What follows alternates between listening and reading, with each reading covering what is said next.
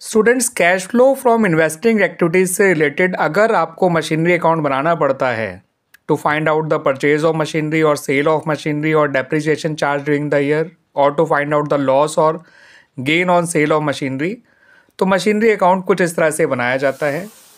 इसका previous year balance आप यहाँ लिखेंगे, टू बैलेंस ब्रॉट डाउन, और करंट ईयर बैलेंस आप यहाँ लिखेंगे, by balance carried down.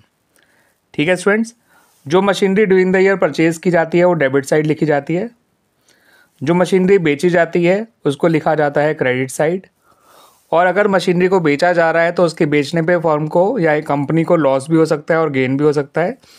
Loss आएगा क्रेडिट साइड और गेन आएगा डेबिट साइड, और दोनों में से कोई एक ही चीज़ आएगी, इस बात को ध्यान रखिएगा। और जो भी डेप्रिसिएशन चार्ज किया गया है, depreciation charge during the year किया गया है, वो क्रेडिट साइड में लिख दिया जाता है। ठीक है students, most of the question में ज़्यादातर जो है वो परचेज फाइंड आउट करने के लिए ही मशीनरी अकाउंट बनाया जाता है। और गेन या लॉस निकालने के लिए याद रखिएगा, मशीन की बुक वैल्यू को आपको सेलिंग प्राइस से कंपेयर करना है।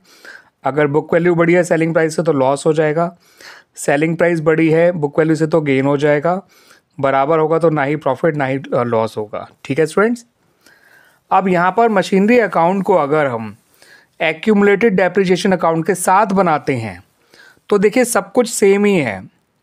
ठीक है, उसकी जो प्रीवियस ईयर बैलेंस है यानी मशीनरी का जो ओपनिंग कॉस्ट है टोटल, वो यहाँ लिखी जाएगी, और करंट ईयर बैलेंस यहाँ लिखा जाएगा, परचेज यहीं पर रहेगी, सेल यहीं पर आएगा, लॉस यहीं पर आएगा, गेन यहीं पर आएगा। पर डेप्रिसिएशन की जगह आपको यहाँ लिखना है बाय एक्यूमुलेटेड डेप्रिसिएशन अकाउंट या फिर प्रोविज़न फॉर डेप्रिसिएशन अकाउंट। और इसमें आपको depreciation charge during the year नहीं लिखना, आपको total accumulated depreciation of sold machinery लिखना है, यानी उसके खरीदने से लेके बेचने तक अब तक कितना डेप्रिसिएशन मशीनरी पे लग चुका है उसको लिखना है। ठीक है स्टूडेंट्स, और फिर ऐसे में आपको एक्यूमुलेटेड डेप्रिसिएशन अकाउंट को भी बनाना है, यानी प्रोविजन फॉर डेप्रिसिएशन अकाउंट को भी बनाना है। उसका प्रीवियस ईयर बैलेंस यहाँ लिखिएगा, करंट ईयर बैलेंस यहाँ लिखिएगा, और जो total accumulated depreciation of sold machinery है उसको यहाँ पर लिखा जाएगा। ये वही है जो मशीनरी अकाउंट में क्रेडिट साइड लिखा था आपने, और बैलेंसिंग फिगर आपका depreciation charge during the year निकल आएगा।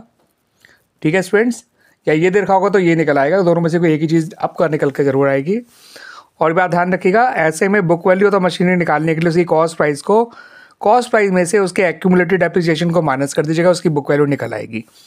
फिर बुक वैल्यू अगर बड़ी होगी तो आपका बुक वैल्यू सेलिंग प्राइस से बड़ी होगी तो डिफरेंस लॉस हो जाएगा, अगर सेलिंग प्राइस बड़ा है बुक वैल्यू से तो डिफरेंस गेन ऑन सेल हो जाएगा। क्लियर स्टूडेंट्स, आ गया समझ में अच्छी तरह से? ठीक है स्टूडेंट्स, आ गया।